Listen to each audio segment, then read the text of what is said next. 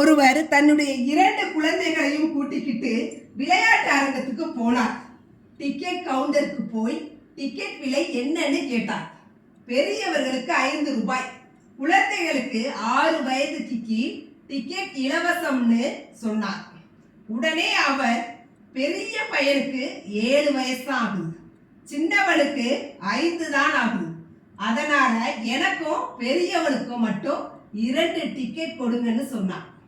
Ticket கொடுக்கிறவர் அவர்களை ஏற இறங்க பார்த்துவிட்டு பெரிய பையனை பார்த்தா 7 வயசு ஆகுற மாதிரி தெரியல, அவனுக்கு 6 வயசு தான் ஆகுற மாதிரி தெரியுது.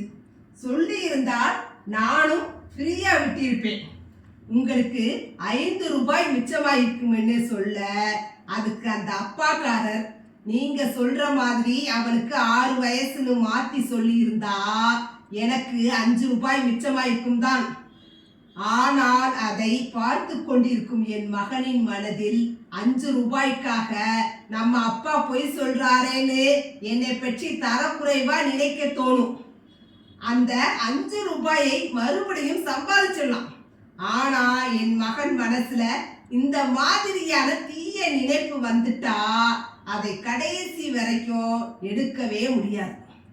மேலும் எந்த காரணத்திற்காகவும் பொய் சொல்லக்கூடாது, நேர்மையாக வாழ வேண்டும் என என்னை பார்த்து அவன் கற்றுக்கொள்ள இது ஒரு வாய்ப்பாகவே உள்ளது என நேர்மையாக சொல்லிவிட்டு போனான்.